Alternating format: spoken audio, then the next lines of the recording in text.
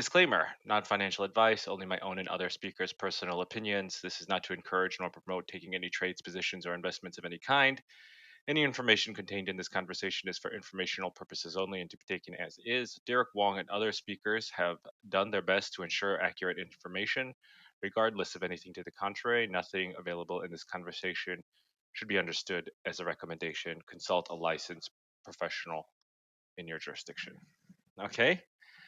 So today's voted topic is continuous versus discrete signals. And I think it is something that affects a lot of systematic traders in general. And I can give my position on it first. And I guess I am a fan of continuous signals, and I'll kind of give my mental framework on why I think that's the case and how it helps. So the reason I use continuous signals is because it means you can base things based on your confidence interval.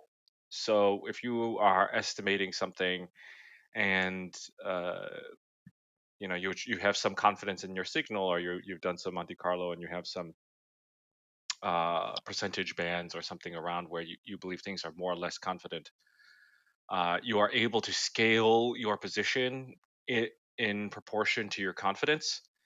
And I think that makes it more human, or at least more humanly understandable, because being binary, only 0 or 1, is not great.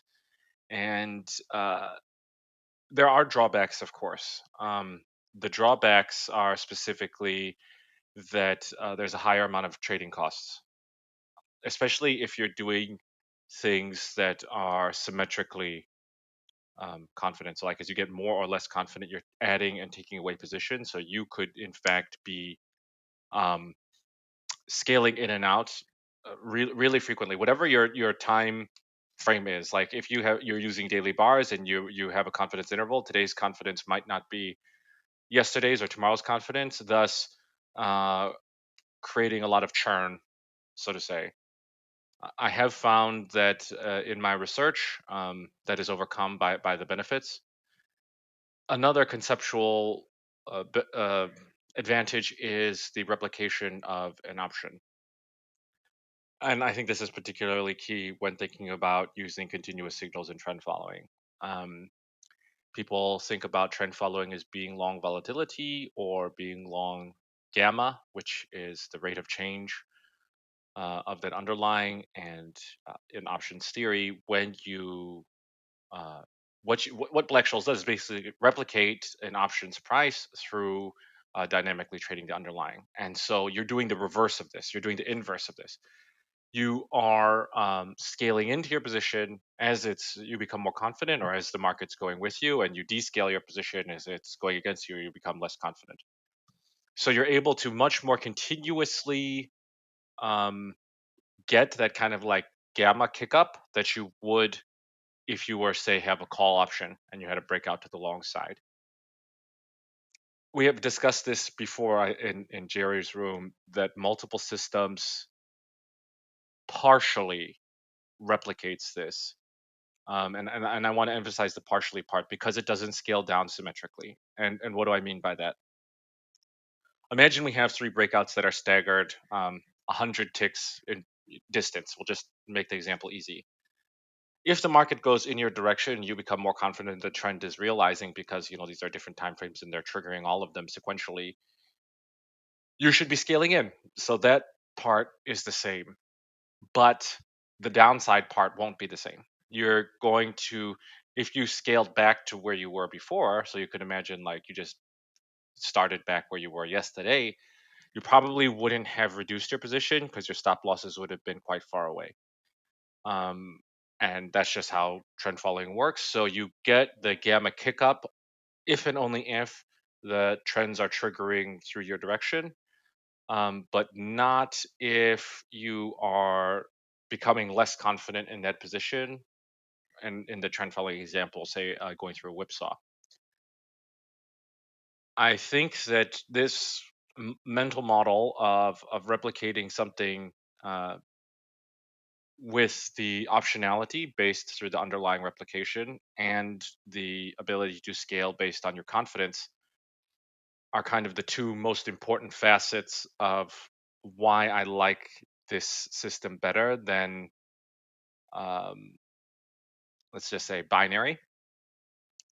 And I will just leave the floor with that. And yeah. Many thanks, Derek. Thanks for explaining that. Look, I suppose the way I see it might be a bit different. I can see what you're talking about, how it's more akin to replicating option exposure. Um, I can see how, as the signal gets stronger, you're scaling into your position, and as the signal drops off, you're reducing your position. But I, in sort of my understanding, it's basically putting confidence in the history to produce that confidence in that signal. And I'm just wondering whether, in effect, that process is not actually volatility targeting.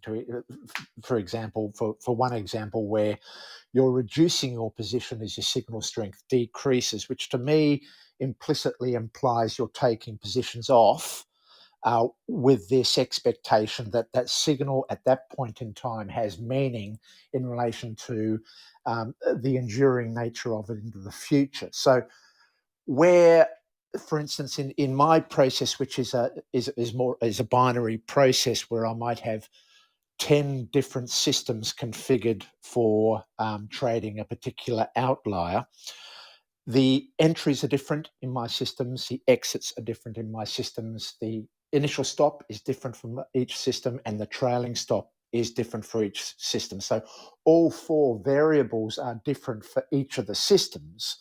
But I see this continuous signal approach more as a pyramiding into an outlier, where you're progressively investing more and more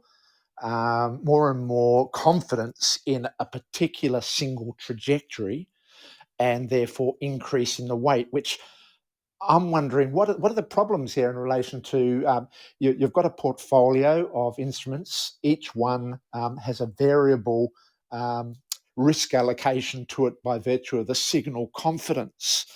I'm wondering, doesn't that escape what we've been sort of discussing in relation to treating all markets equally, the propensity of any market to offer these outliers, that sort of thing? It's sort of getting to a more a reliance on the history to determine our confidence, as opposed to trading in conditions of uncertainty. What are your thoughts there? Okay, I think I will attack the 2 points that I heard, which was one was the history part, and then one was the pyramiding part. The history part, it I would say it depends because it's how are you generating this confidence interval. If you just did it with a pure back test, or you did it with a linear regression, yeah, I would say you are very dependent on what has happened in the past. If you use other tools, um, like you could use Monte Carlo, you could do any kind of bootstrapping, you can generate your synthetic data and run it on that. It doesn't necessarily need to be constrained to the historical test. And by doing these methods that we see in the back end when we're doing our robustness checks, you can do in the front end to test your signal. And then actually you've got the kind of, I won't say the robustness, but yeah, the ability to deal with events you have never seen before, both at the beginning of your strategy and at the end of your strategy. So I think it actually makes you more robust to dealing with things that are unseen.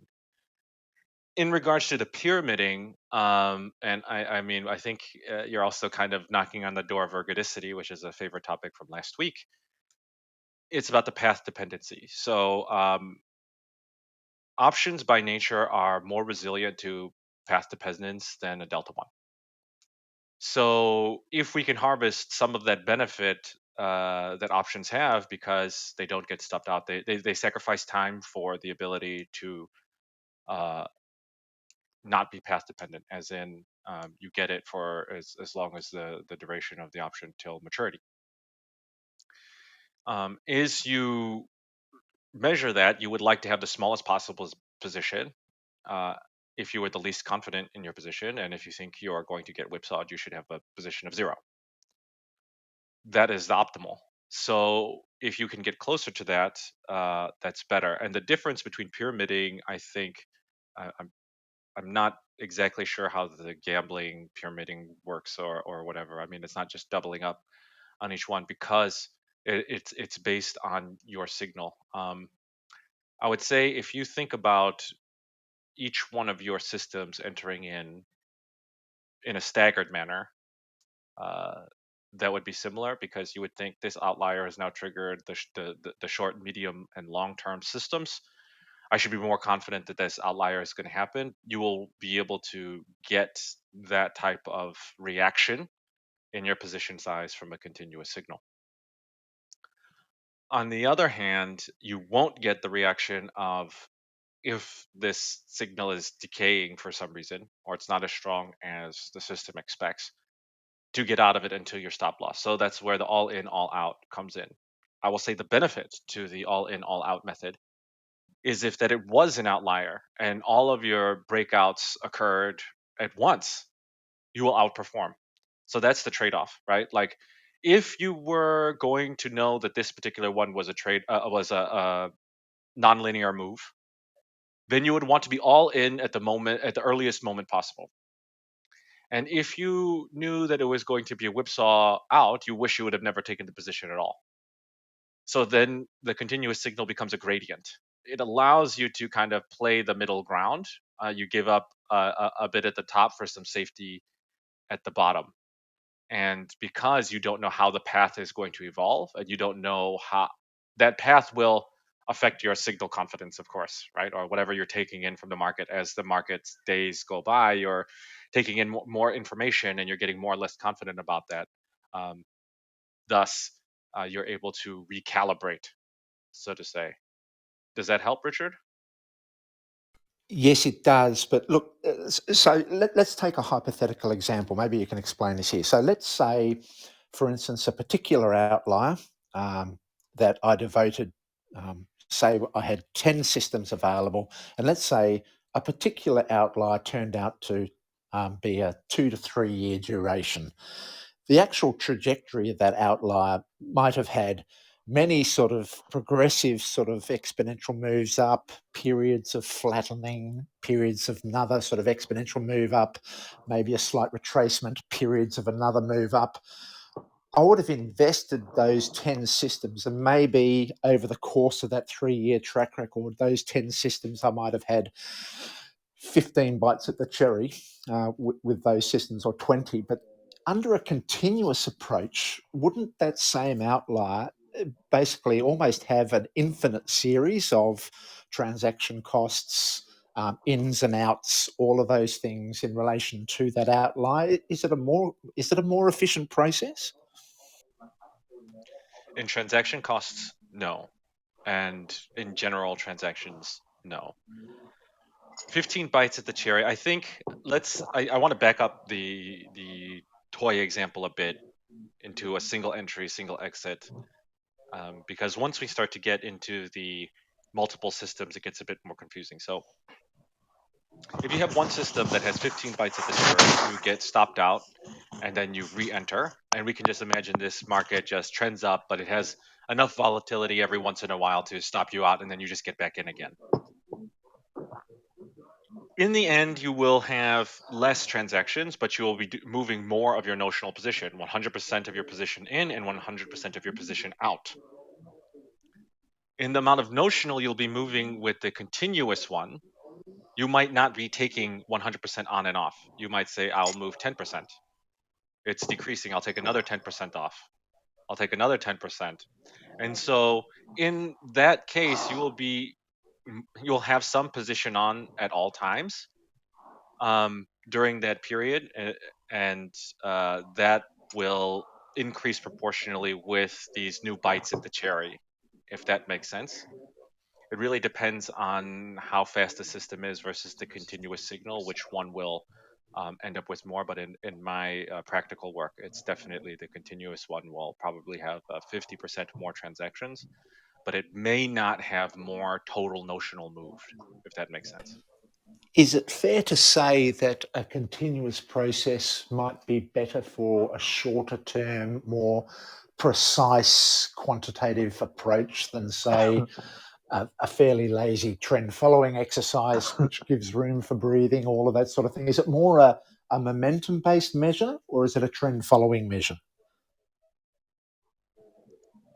That depends on how you create the system. Anything can be created such that it follows a continuous path. It is definitely agnostic. Both of these ways that we enter and manage our position during the lifetime of the position are strategy agnostic, which is why I think it's quite an interesting discussion for our little chat, because this could be applied to mean reversion strategies. It could be applied to carry strategies. It could be applied even to market making strategies. As you believe the market is more and more mispriced, you're going to start putting more and more on the bid and offer because you think that spread is juicier.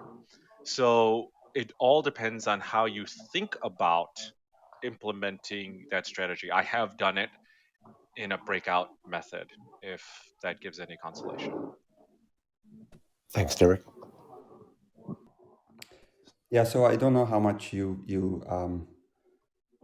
said, but Richard, I think the key of what Derek said is that this continuous framework could be applied to anything, including a breakout strategy. So to give you a little bit more of an idea how you could do it, you should think about identifying a range. Of course, you know, in a classical framework, you've got a look back period, let's say 100 days, and you say, okay, I'm going to put on a position full on once price is I'm going long or short, you know, outside these bounds.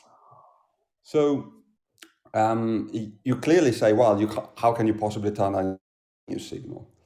And then the way you could is by looking at the range itself. So let's say in 100 days, my price moves within or without this range.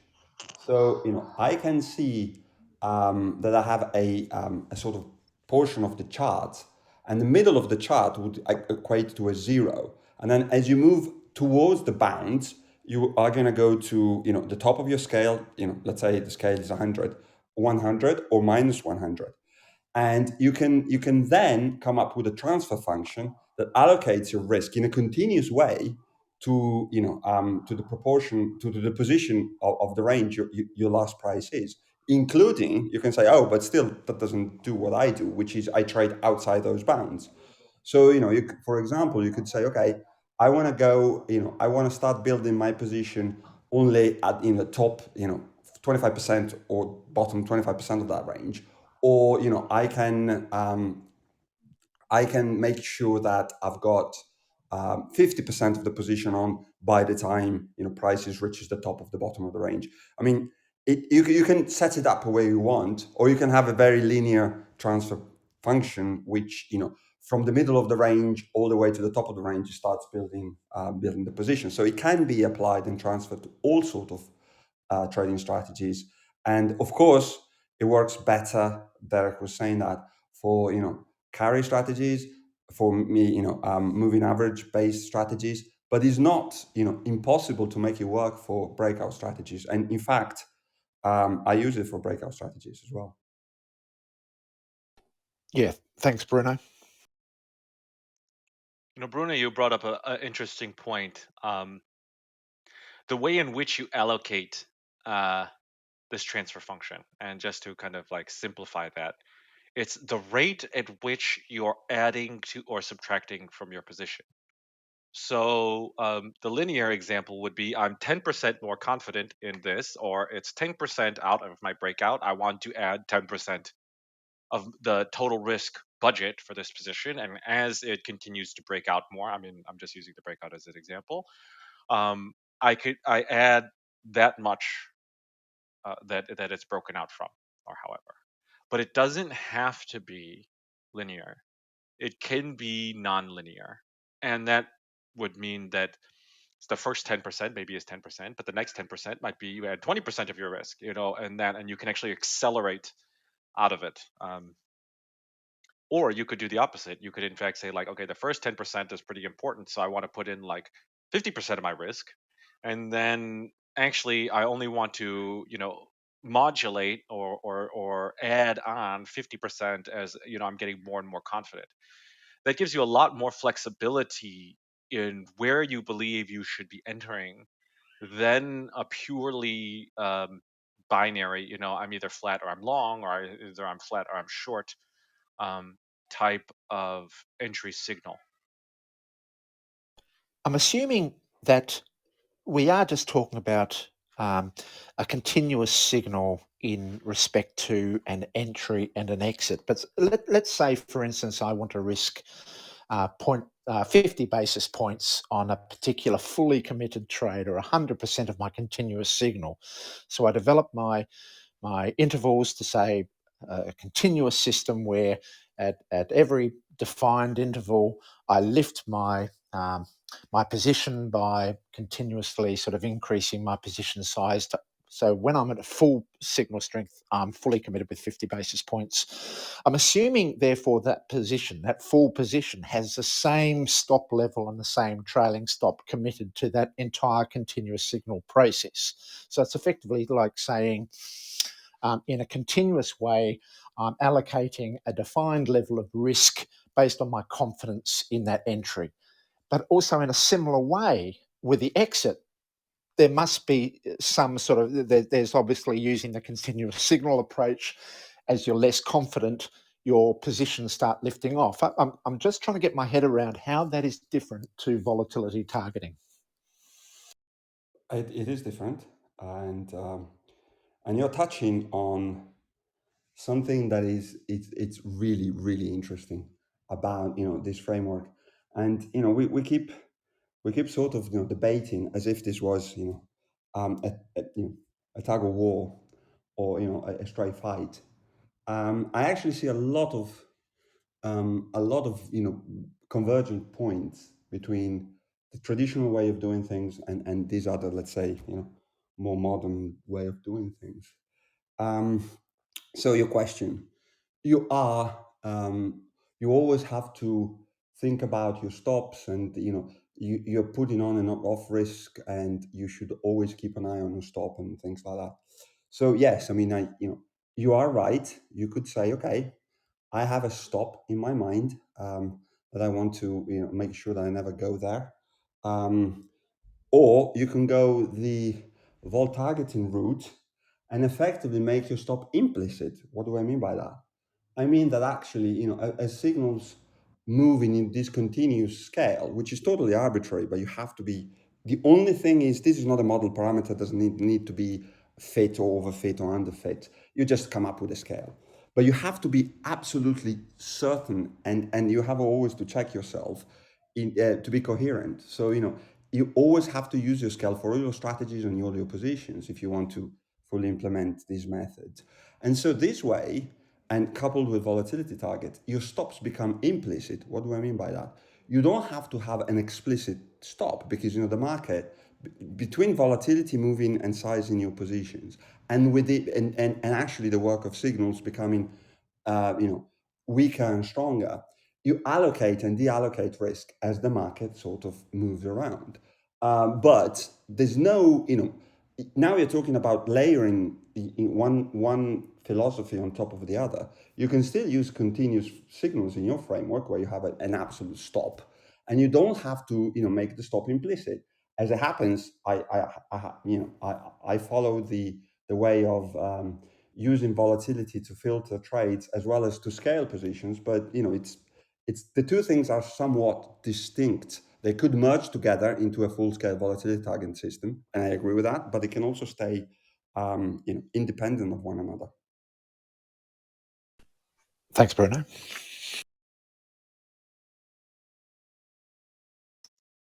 Yeah, I do think that this idea that it should be vol targeting or not, you could think of vol targeting as a different continuous signal that's scaling your position layered on top. I think that is a great framework because as something is moving continuously up and down on a daily basis, you have decided you're going to allocate X amount given X percentage of volatility or whatever.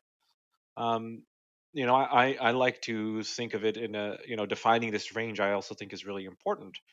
And I just take something as a negative 10 to 10. The computer's like negative 1 to 1, but I just multiply by 10 and it's fine. Um, because it actually kind of gives you a feeling of how confident or not confident your strategies are. If you say that 5 is the average kind of position you should be taking on and 10 is like you're extremely confident, it becomes really intuitive on, based on whatever that number this thing is spitting out, how confident it would be. And it's almost like walking up to your trader or your GM and say like, yeah, okay, he's a discretionary trader, he's X confident, and so he put on Y position. He's only 50% confident, he put on 50% position, and that makes like a very intuitive sense to me. And then going to the other point of, you know, you can create your system and having implicit stops. It also comes down to like kind of making systems that replicate humans or, are intuitive to understand. If you are not confident, or you shouldn't have a trade on. That's the end of it. So you could get in a case where your system has a stop loss given your 50 basis points risk, uh, whether or not your system is confident. But if it eventually gets to no confidence, you just take off the position. And that doesn't necessarily have to have anything to do with the volatility. It just has to do with how you have developed your systems in such a way that you can output this confidence. And that I think takes a totally different kind of thinking framework than most strategies I see in books. um, I don't know, um, if most people approach it that way. I think probably most people with a statistical background do, but I mean, most of the books I don't think have anything like that. Thanks, Derek. I could imagine actually a continuous based signal might be effective to get better convexity with the. So effectively, you're putting your finger in the water with a very small position size, with a level of low confidence, and suddenly we get this volatility breakout. And this continuous signal quickly ramps up to get the full sort of expansion of that acceleration. So I can appreciate that, but I'm assuming there is a much greater level of complexity in the algorithms associated with managing all of this process. But no, thanks very much. I once again beg to disagree. Um, I don't think it's complexity, but complication, much in the same way as a complicated watch is a collection of the same simple mechanisms, rockers, springs, very very simple things, but they are taken to such an extreme level of layered, layered complication and nesting inside each other that it delivers the impression of being complex, but it's actually a series of simple things that stack on top of each other. So I don't think there's complication.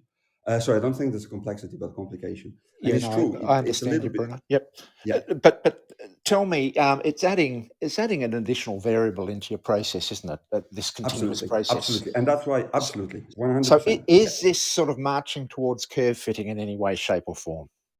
It could, it might, but so relative to your system and yours and Jerry's, yes, you have to have this, and it's not the scale which creates, the scale you're using. It's the fact that Derek touched on it. In order to understand the confidence of your signal, you have to have some sort of, parameterization. So, volatility may comes into play in my world. So, I filter. One question is, how do you measure your signal then? And the answer is, think about a sort of a breakout strategy. I was giving you this example of a range, right? So we sit inside of this range, or we break out of this range. We have this transfer function. You can have a logistic function, for example, if you want to have a nonlinear or a linear, it doesn't matter. But you have to sort of filter your signal by some sort of measure. And I'm measuring my world is volatility once again. Surprise, surprise. So I keep going back to having this volatility model rather than standard deviation or rolling standard deviation. So that's the parameter that you need to pay attention to. Some other people might do it differently. But yes, so you do have an extra thing to pay attention. Can you curve fit? Absolutely, like all parameters in the system can be curve fit. Can you be diligent and avoid curve fitting? Yes. Why is that? Because we're talking about last Thursday implicit versus explicit, last Friday implicit versus explicit fitting. There are techniques and ways that you can deploy in order to check your work, and I'm sure that Derek can expand on it to the infinitum. But I don't think having this extra parameter is bad per se. And in fact, it seems like it's adding, being able to modulate your risk, as you were saying, I think is really what's winning the day here. Thanks, guys. I'll keep quiet for a moment, let others jump in. To be honest, I don't know how many people are jumping in, but please, people, raise your hand if you want to jump in and add to the conversation. Go ahead. I could maybe add a bit, but where I think everyone knows what I'll say. um, so I might be just saying the same thing over and over. But so let's see here. Each of these trades. So each of these trades, I'm not looking at them as to replicate option exposure. I have no concept of confidence. I don't know where that can come from um, in my brain, since I'm going to be trend following. So I'm sacrificing this comfort, this feeling good, um, this control over this trade. I'd like to have more control. I obviously prefer the continuous, but I'm sacrificing all of those emotions for only one reason, and that is so I can make sure that I know how to count that sample size.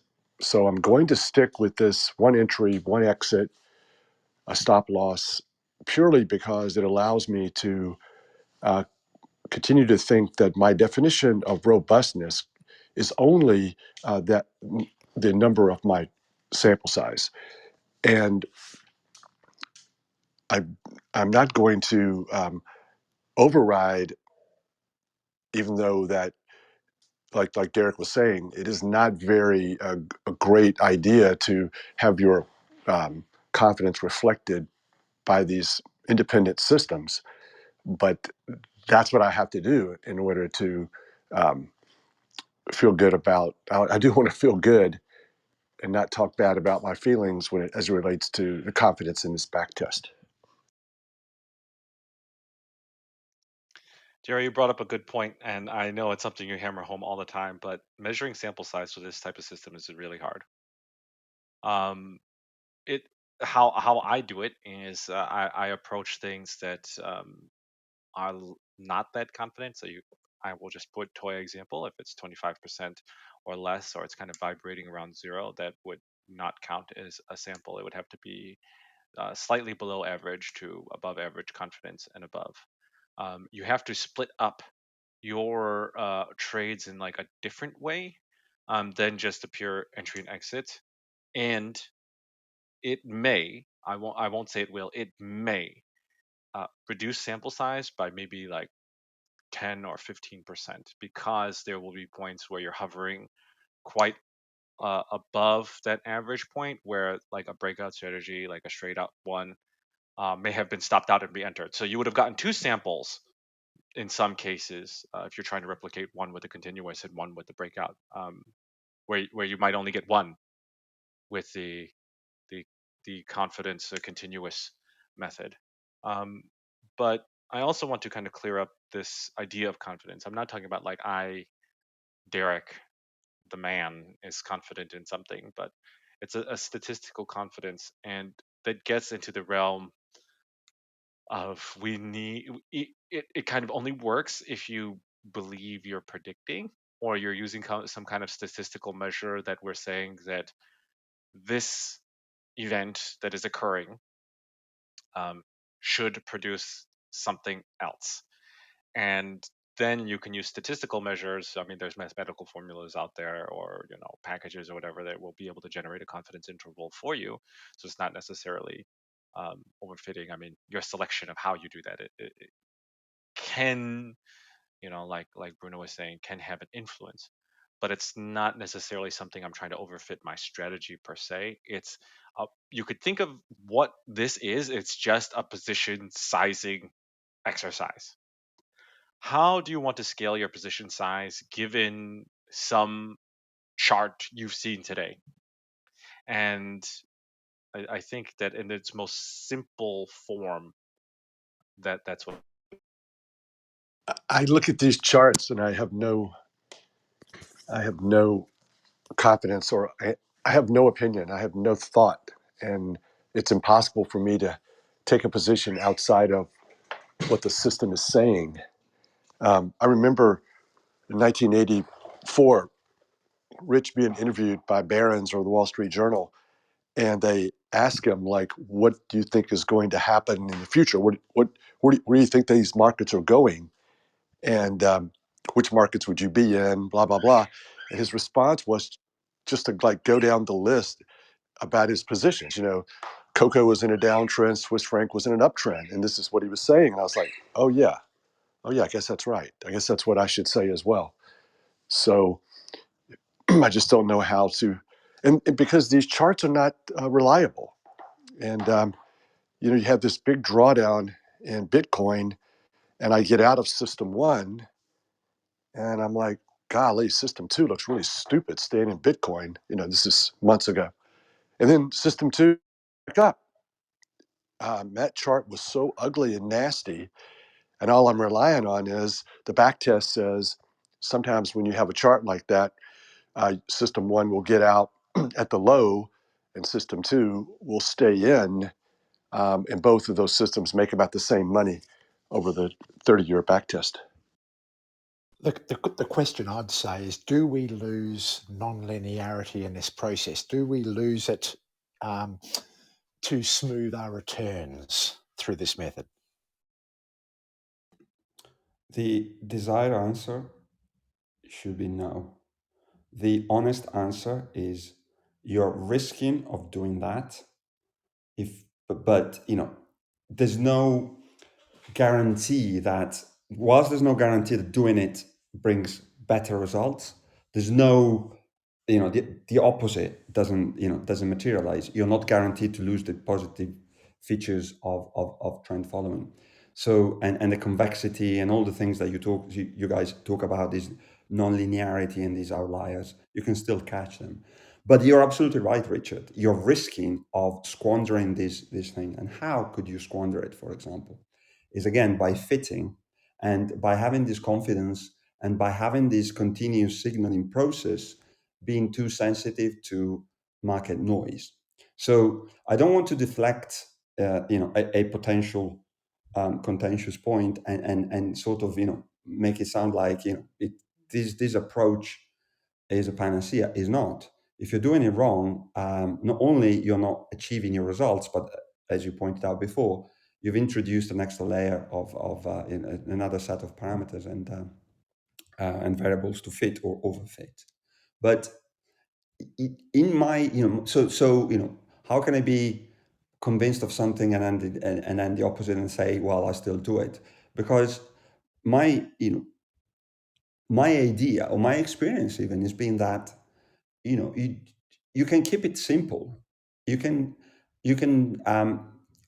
look at this confidence measure of your signal and filter the precision of your signal based on relatively simple ideas, like how is the signal and how is this metric going relative to to my objective, which is generate a certain return target and so on and so forth, and how has it been historically. So you can find a way without really spending a lot of time fitting and overfitting in calibrating this machine. And more to the point Jerry is making, do you guys remember his very good point about, oh, I'm 100 ATR in the money on this thing, I should perhaps think about doing something in, locking in some profits and things like that. So if you're using continuous signals, and as Derek was saying, if you build some nonlinearity in your transfer function, you can get to a point. I mean, we shouldn't, if Derek and I gave you the impression that this thing is a truly continuous thing that keeps spewing out forecasts and measures, and as the market moves on, it keeps going out to infinity, diverges to infinity, we would be doing a terrible job. You need to clip your sort of wings. And so the way you do it, it's entirely up to you. I mean, there's no right and wrong like in trading, but you guys, you and Richard and Jerry are sort of hitting the nail on the head. You have to make some sort of, once again, assumption. So you have to specify, you have to render something very explicit, which is, how do you stop following? How do you cap your signal? When do you cap your signal? And you shouldn't be trading more, because then otherwise you would be pyramiding, as you were pointing out in the other chat a couple of weeks ago. We don't pyramid. You have to calibrate your full-on position, like the position that a discrete system would give you, to the maximum of your scale. And then you have to work backwards and say, okay, how do I behave around these maximum points, and how would I like to behave? And again, this is a process prone to fitting or overfitting, so you have to be careful. But it's not as dangerous, I think, in and of itself as some people think it is. One other thing that it might seem a totally unrelated point, but this is not for small size accounts. Why? Well, because if you can't put on, if your maximum lot size is 1, then it doesn't make any sense adding this complication. This machinery is just going to completely burden you with work that you don't need to do. And another thing is, when is this very successful? At least in my opinion, when I can recover a distribution of signals that looks like a normal distribution. Why? Well, because we know the markets aren't normal, but this transfer function makes my signals normal, in which case I actually get to where I want to be. I retain the highly convex and nonlinearity properties of trend following, but I do it in a more measured and tempered way. Have I been successful at doing that? Of course not. There's always ways you can improve, but I'm not terribly unsuccessful at it, and I'm sure Derek can add something. Yeah, I mean, there's a couple of things that came up. I want to talk about Jerry's two systems. I'm just going to assume he has two systems. System one and system two. If I were to put that into the continuous framework vocabulary, when either one of those systems engages and you put on your position allocation for that, that would be a 50% confidence. When you have both of them on, that's 100% confidence. Now, according to your back tests, it may look ugly, but system one might be kicked out, but system two is still on. You've just moved back down to 50% confident. It's not necessarily that the trend is dead, but you should have less risk on with this position than you would have if it moved in the opposite direction. So this is where the standard multi-strategy approach to trend following and continuous signals start to overlap. It's just that there's gaps between the system one and system two entering and stop loss, but it's almost kind of replicating the same thing over a long period of time over large price moves. Talking about what Bruno was mentioning on small account size, it actually helps a lot more with large accounts trading small illiquid markets. And the reason for that is because you're not going in all at once, so you have a lot less market impact. You're going to be slowly scaling into your position over days or whatever as the confidence goes up and down. And that gives you a lot more time to get in than if you're just say like, okay, I'm going to put a TWAP order for my whole nut and send it out there and hope I get a good price by the end of the day. And on the other side, it's good. It's bad for your competitors as well because Like if you're trading really small markets, there are going to be market makers, and if you're moving some size, they know you're going to be trading, this type of strategy. Potentially, they can identify that. But in a continuous way, they won't know how you're generating confidence. So it adds some noise to like play against the players, if that makes sense. So, like for us, I mean, I do some crypto stuff, and in that space, there's a lot of very smart HFT market breaking people in there. So putting this kind of concealment on that is not giving up this convexity is really good, and it allows you to trade smaller markets with more institutional size. Back and finally, hitting on Richard's point, there is a way that it can actually enhance your ability to catch nonlinearity. Um, because of that replication of the underlying kind of optionality, replicating an option through trading the underlying. So we know that pure convexity in like the derivatives sense comes options and only options. Then you use Black-Scholes and say, okay, I can replicate it with the underlying, and that is only done through active trading. So if you are tuning this transfer function, which Bruno calls it, or this position sizing regime, where you've given some amount of for each amount of confidence or each stage that you want to block in your trades, you could actually enhance that in a way based on your backtest or your signals or whatever you're doing. So you can actually like turn the gas up for more convexity, or you could turn it down. And the down would be very good for things like mean reversion trading. To take the other side of things, like if you have a mean reversion trade, you may want to like get in a lot more slowly because you need to still be getting in as this thing deviates from the mean. So you can buy yourself a lot more time, and then you cap it off at the end when things are looking like really, really great. And so, and then actually maybe you even trail off or just have a hard ceiling. Like, you know what? This is my total risk for this position. That's it. It's done and dusted. And I think that kind of tuning from like a system agnostic point of view is a large benefit, for this cost that we're putting in there. The cost of that, you have to have your strategies calculated in such a way, and you have to be able to generate some kind of confidence interval. And whether that complexity is worth it or not, given this flexibility and this kind of transformation function of your signals, that they become more normal. So I'm not sure if this is relevant, but just to comments on system 1 and system 2, I'm confident. I'm not 50% confident in this market. I'm zero confident in system 1, but I'm still 100% confident in system 2. And the average, of course, is 50. But when I'm a tenth of an ATR from my exit, I'm still 100% confident. So I'll go from 0 to 100 to 0 with nothing in between. Yeah, in this balance of transfer function, you have a discontinuous transfer function, as you said it, that goes from 0 to 1 or minus 1 in a discrete point. You cross a threshold, you're all in. You cross a threshold, you're all out.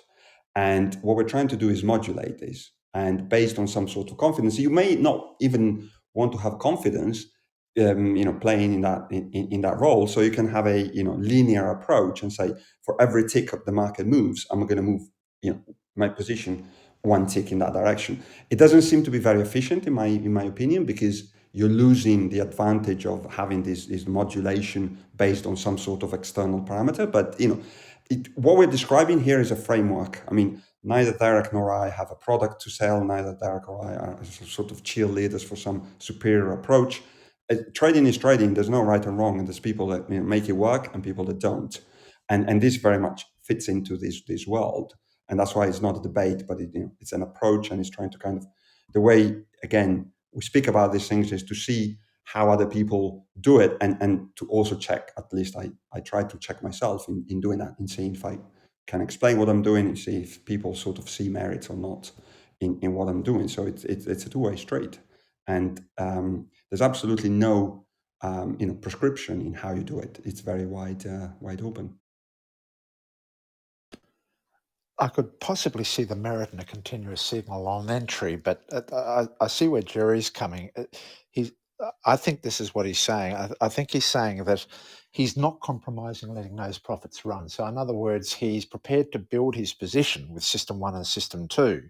But once he's committed with both systems, then it's all in for the long haul, 100% all in, without any compromising by virtue of a change in what might be regarded by this process as a change in signal strength. Is that right, Jerry? That's right.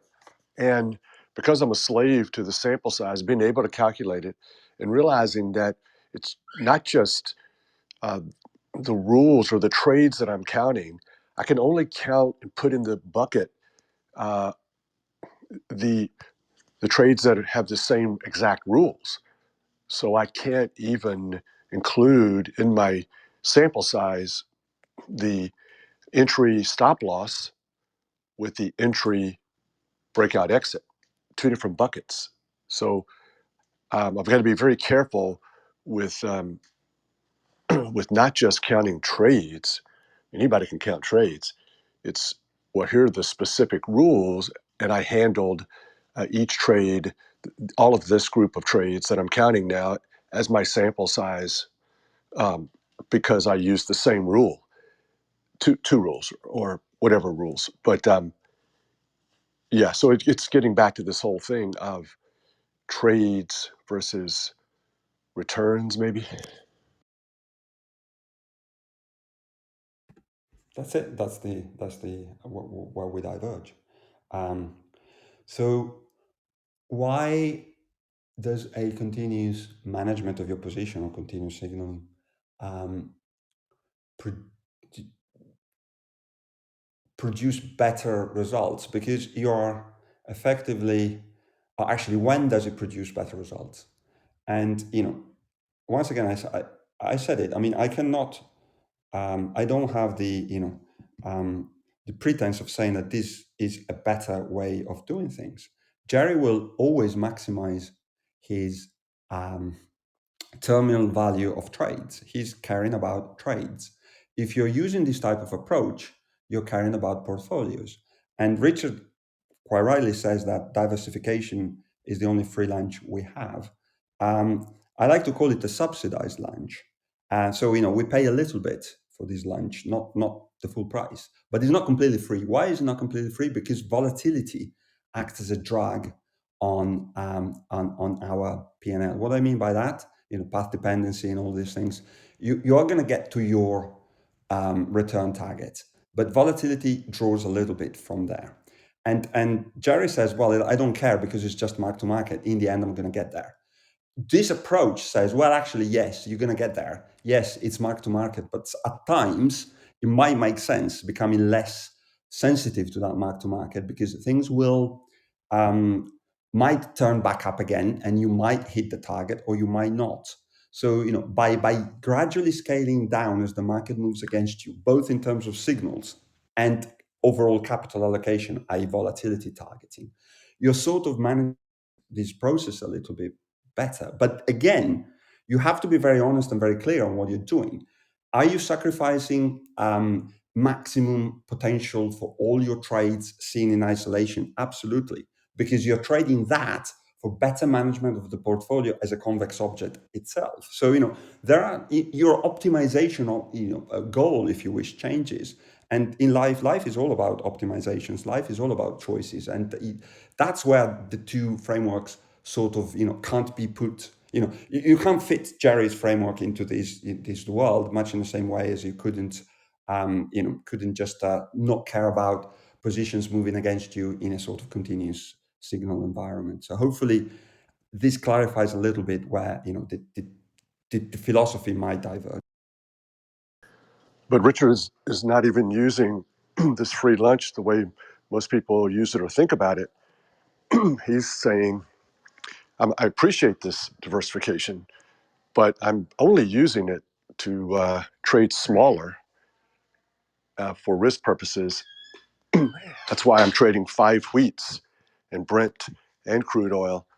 I'm on purpose not optimizing my diversification. because I'm just hunting for the outlier.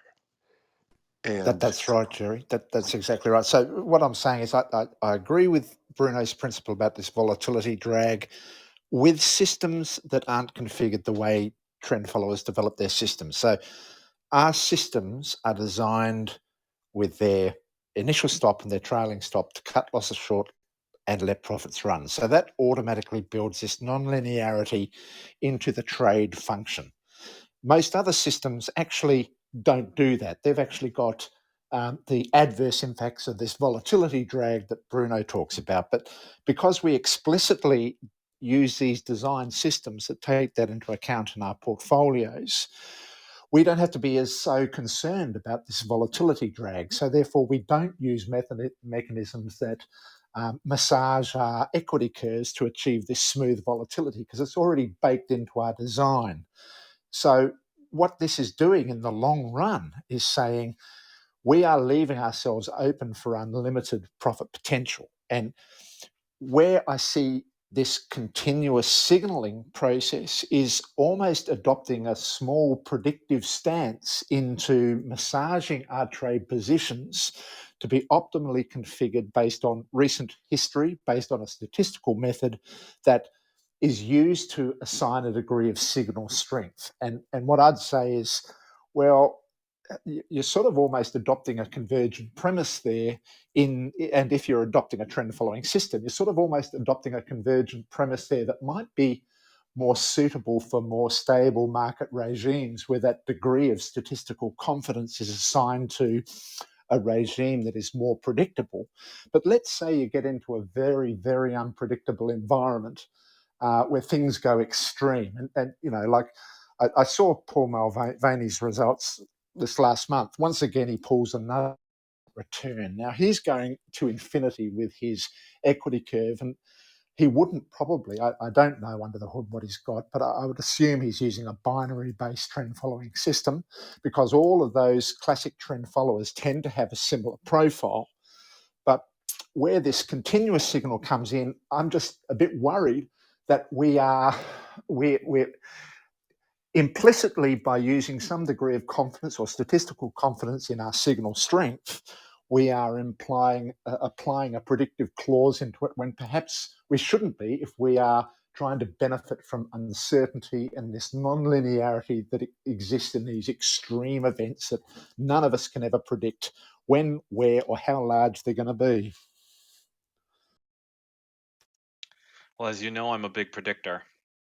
Absolutely, I believe that even with a breakout, you are predicting that this moment right now for tomorrow has a higher chance of going in the same direction and and potentially turning into a tail event than you would if it was in the middle of the range. That is your implicit prediction.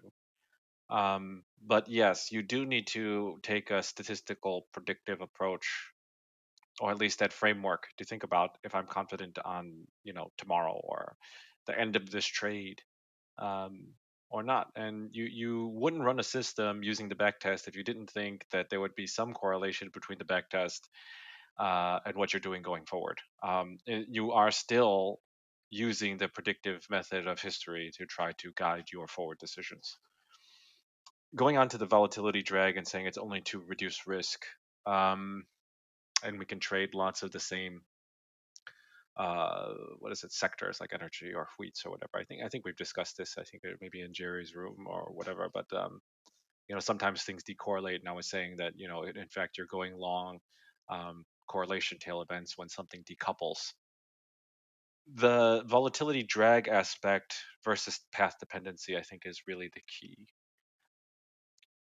Discrete models are much more sensitive to the path dependency aspect because of the all in, all out. Um, put it simpler, there's a higher whipsaw risk. The whipsaw risk is because of the all in, all out. Yeah, it might be far away. Yeah, however you tune the system, but I mean, just in a generalized sense, uh, that is what you're taking on. While the continuous signal is smoothing that out. So you're able to deal with a lot more different types of paths and a lot more ergodicity than a discrete system, because you're modulating with what is coming, and you still will not be so confident necessarily in what's going forward. I mean, like, if you will still get the convexity of these outlier moves. So I want to disentangle the idea that you're not catching an outlier, and that what distance or how many ATRs that's going to move is unknowable. Yes, I agree. But when we create a system, we still are trying to predict that our systems are going to perform similarly in the future, minus some percentage of the future is different than the past. Um, and the idea that we know we don't know is two different approaches and how it's applied to the continuous discrete signal. In the discrete signal, we know we don't know, we put it on, we have a fixed risk target, that's it. And when it gets stopped out, uh, game over, we try again, tomorrow. In the continuous space, I'm always knowing I don't know, and I am saying, given all the information I have now, is this still the same amount of position I want to put on today? And then just like reevaluating that and saying, okay, either it's more and I should put more, or it's less and I should put less. And that actually lets you deal with things you haven't seen before in a lot smoother way, so that your positions just don't go 100% zero. That's right. It's much better. It's much smoother. But I think in order to be more effective in this discussion, I'm going to go on record as I'm the most predictive trader ever. No one predicts more than me. Okay, let's just get that behind us now. I do predict. Okay, but I don't predict that this breakout is going to work, or that it's going to be an outlier, or no, quite the opposite. I mean, the math is that 60% chance that the trade is going to lose. So what I am predicting, though, is that not this trade, but that all the trades in the future, if I do this trade in this way with these three rules in all these different markets, every single time, same unit size, same trade level equation, ATR sizing equation, that this is my best chance in the future to replicate what I've seen in the back test: average trade, average win, average loss, win percentage. I like it, Jerry. Okay, I'm a predictor as well. Today I saw a tweet of Peter Brandt, and he said that, I don't remember exactly the words of this tweet, but he said that we must believe in the system, be great believers in the system, and don't believe in every trade. Here's a key to success. I agree with this. I like this. So we can predict the system because of evidence we see. I think so. I think what Jerry said was interesting, because you've actually reframed the problem. And I think it's quite cool, because you're not predicting any single trade, and I don't think any of us are, even with this system. But you're saying that the trade statistics over 10,000, a million trades, if you could trade this, if you could have your machines run this system until the end of time, that they would in fact give you the properties of the trade statistics you're looking for, which are, small losers, and you're making some multiple of that in the winners, and you pay for that, with a smaller than 50% win percentage. And I think that part maintains the same idea.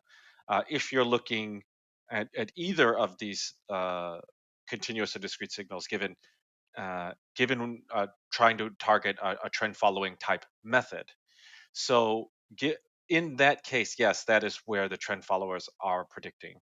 And that is the difference between predicting, I don't know, some kind of macro outcome, like, oh, the central bank is going to, move to whatever this rate, or it's different than, like, this company is going to be taken over for merger arbitrage or things like that. I do think that kind of gets to the essence of what trend following is doing, or at least it kind of like gave me a light bulb. You know, the um, I'm not so sure that when system 2 kicks in, I have a reason to be more confident. But I will say that I think I mentioned this before. I did this research. It's pretty simple, and it says, what is the expectation of the trades? What's the average trade expectation? We'll say 3 ATRs. What is the average expectation of that system when the trade has a 1 ATR profit, or a 2 ATR profit, or a 3 ATR profit? And so the expectation, of course, is the original plus the profit. So if you have a 3 ATR expectation system with when that trade has 1 ATR profit, it's now 4 ATR expectation.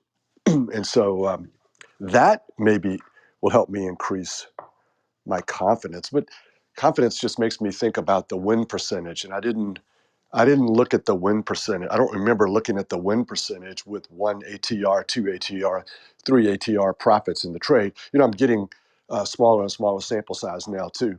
20 ATR profit, is it 23? But the sample size is small.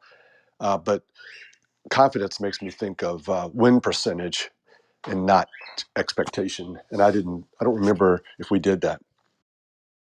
The confidence, the way I think about is it's more about precision than our sort of psychological good feeling of confidence. What do I mean by that? Statisticians have this concept of precision. What is precision? Is sigma to the -1, i.e., the inverse of standard deviation. So how tight is that distribution of returns or distribution of measurements?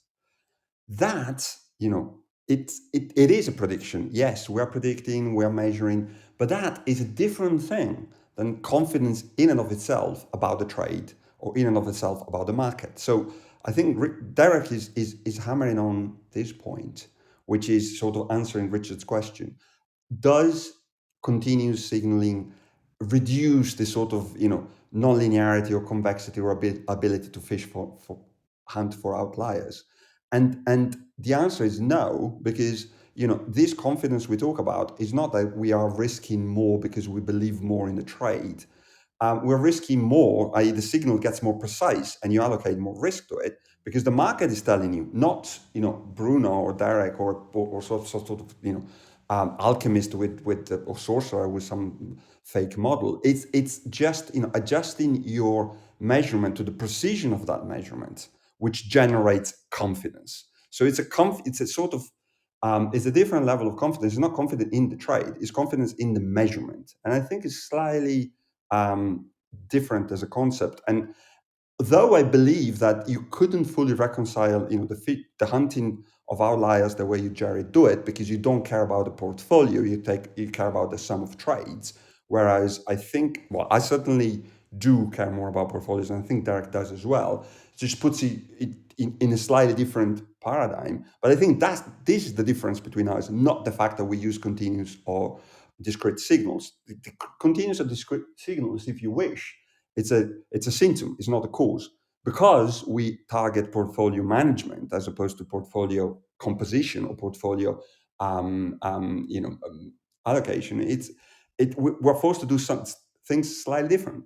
And if you want another analogy, the analogy is you can take fruit species and put them in the basket, and you got a fruit basket. You can put them back in and out, and you can recreate the same basket. Or you can do a fruit salad. Once you chop up the fruit and we put it in the bowl, you can't, recover the fruits. So I think difference in paradigm is: are you actively managing the portfolio as another object or not?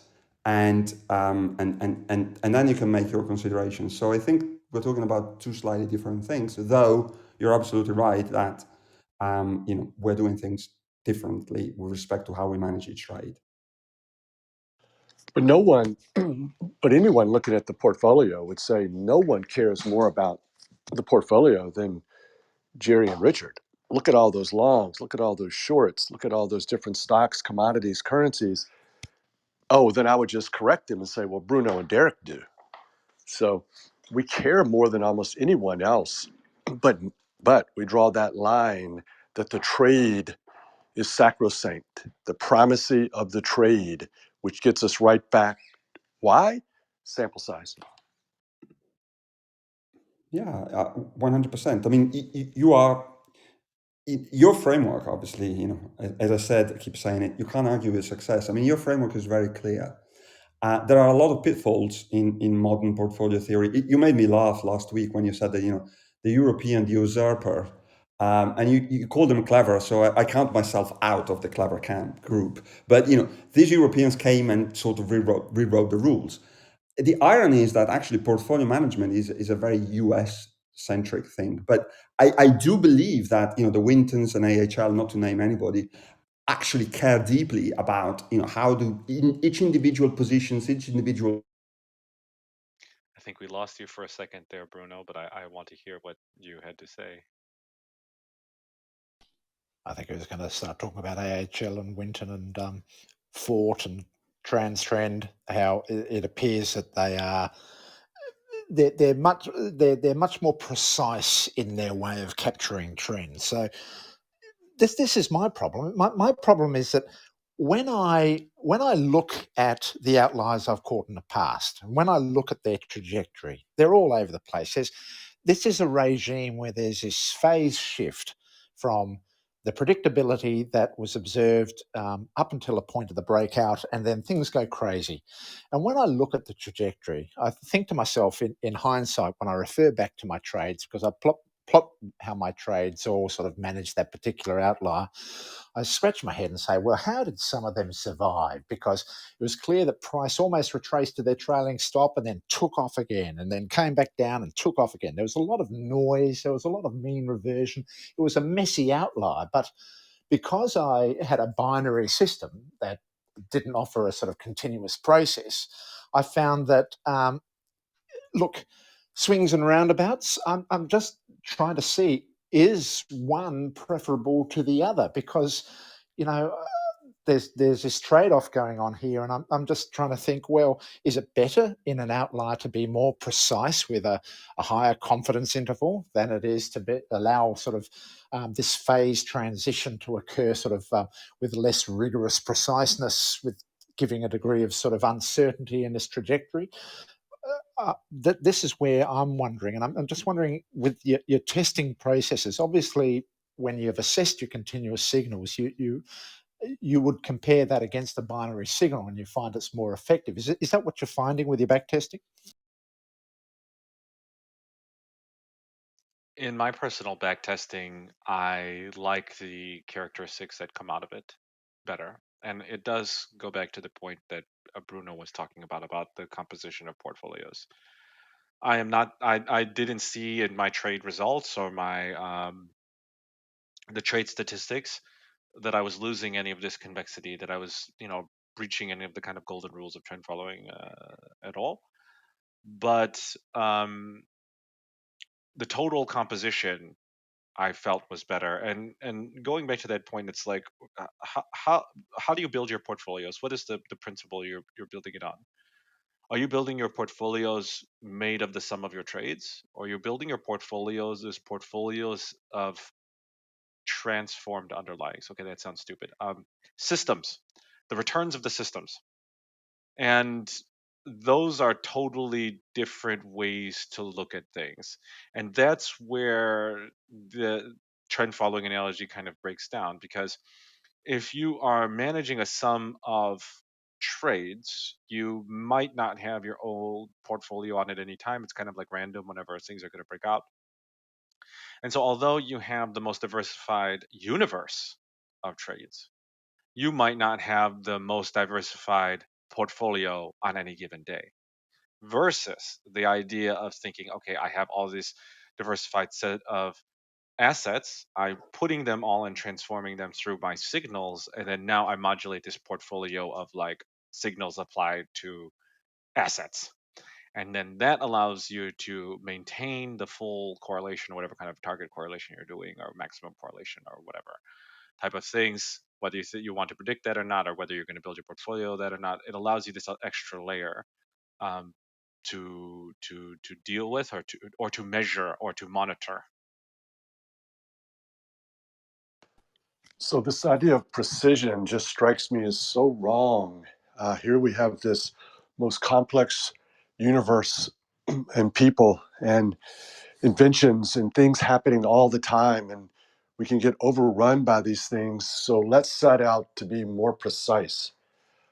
My gracious, I just like to figure out a way to get a little bit of money out of these markets and sacrifice precision. I mean, I couldn't recommend to anyone that would be something to even consider. And then I do think that what Bruno said is about the U.S. versus the Europeans is that yeah, that's right. See the U.S. people, they ignore trend following altogether, and it's worthless and it's too simple. And so the European CTAs, they're like, well, we can make this so much better, and of course we can, and that worked for a long time. I just see nowadays though, um, there's a lot of underperformance. This is what's going to happen. There's underperformance during good periods, and then when there are bad periods, the portfolio management, which was ostensibly put in for risk control, it actually had an unintended, maybe, or intended, or certainly welcomed consequence when there were not a lot of trends. Jerry stayed in when cotton rallied 20 ATRs one year. It did that, and then it crashed. I took a small loss, but thankfully, these techniques that are only used for portfolio risk management, they kick in, and so you can maybe take out a 10 ATR, 15 ATR profit using vol targeting, and this is just this welcome side effect. And the problem is, of course, when you have these major outlier moves, um, like we had recently, you start to see a lot of underperformance. And the joke is, when somebody's up 40 or 50%, are clients asking about their Sharpe ratio? I don't think so. Actually, that's a good point, and I think maybe Jerry can give more insight on that. Do you think, from the client's perspective, that that trade-off is worth it? The trade-off that these guys underperform in the big trends but are more stable over time, or um, you're the other method where it's like you guys outperform 40% or whatever number, and that there's sometimes bad times. I haven't been in the game and had to compete with these Europeans, really. So I just kind of want your perspective on that as a manager. Yeah, it's hard to say. I mean, I I don't want to come across as defensive, but I think so. The clients that they have, they'll stay with them to the very end because it's a worldview issue, and they'll get very emotional, like religion and politics. I will always be a Democrat or Republican, regardless. Facts, I'll figure out the facts. I'll twist the facts, and I think in the same way, um, this one entry, one exit trend following is just a no go for so many smarter people, and they're on both sides of the table. They're the trader and they're the allocator. So I think in that regard, and then there'll be a rotation. Let's say there's a rotation out of uh, trader A, who's underperformed, into trader B, who is kind of doing the same thing and speaks the same language that I really like to hear. But trader B now is doing much better. But trader B is shaky. And the problem with vol targeting and portfolio management is it's shaky. And what do you, but it, but the historical backtesting Sharpe ratio is better. So you're saying, hey, let's leverage this thing up a bit because we're so much more efficient, risk adjusted. But you're leveraging up something that's very shaky. And so I think you start to see these rotations from shaky trader A to shaky trader B to shaky trader C as the performance starts to tail off, which is totally predictable because they're doing severe damage to sample size. What if I were to take the other position of that and just say, like, okay, let's imagine I'm trading Jerry's fund, and I was actually just like trading your P&L because we know that it can go through drawdowns or whatever, and then maybe that's the best time to allocate instead of when all these trends are kind of already off to the races. Would that be a better rotation? I mean, I understand what you're talking about from the allocator's perspective. They're always chasing the returns, and that ends up biting them in the butt. But is there a better, like, if you were to recommend someone to manage their allocation to you, what would that look like? Well, I think the allocator, he's not just doing what you said. He's finding someone else that speaks the language. So he never has to rotate out of what he truly believes. And so it's if he's rotating out of me, then going to Mulvaney, then Richard, then back to me. Well, that's okay. I mean, that's not that great, I would say, but certainly it's three really robust trading strategies, and so rotating in and out of less robust strategies is a problem. How can you lose money in October? Well, I can show you, I can tell you, and there's examples. It's not one entry, one exit, and a stop loss. Uh, I forgot your question all of a sudden. Yeah, allocating. I think the only way to allocate, we did research on when should you add to Chesapeake or Winton. We used all the track records, and it's like in a positive game, the time to allocate is every month. I don't think there's any probably statistical ways that will say that allocating after drawdowns is better than just allocating all the time, every single time. It's a positive game, and you should allocate a bit all of the time versus a negative game, which you should allocate all at once and then take your money and walk away. This is perhaps a bit of a detour, so feel free to kill it. But I think one of the reasons why the big European funds, for example, and I worked for none of those funds that I mentioned, but it's fairly easy to be in touch with people that have been deeply involved in them.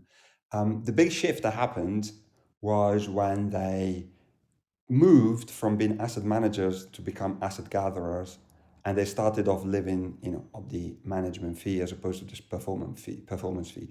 Neither Jerry nor Richard are these kind of people, so I think the comparison sort of starts failing there. But more to the point, because they sort of sold the world, their soul, to the allocators or the devils and the big institutions, and the endowments and the foundations, they had to dial down their volatility, which, if you are volatility targeting and you're targeting a running at this fairly low vol, like, inside 10%, well, Richard is definitely right. Now you're killing the convexity. Now you are, putting yourself in a situation where you're forced to live with the noise, and it's very, very difficult to have the deeply convex and deeply nonlinear approach and sorry, not approach, but payoff that certain positions in trend following give you. Why? Well, because you're constantly dialing up and down your positions to fit a sort of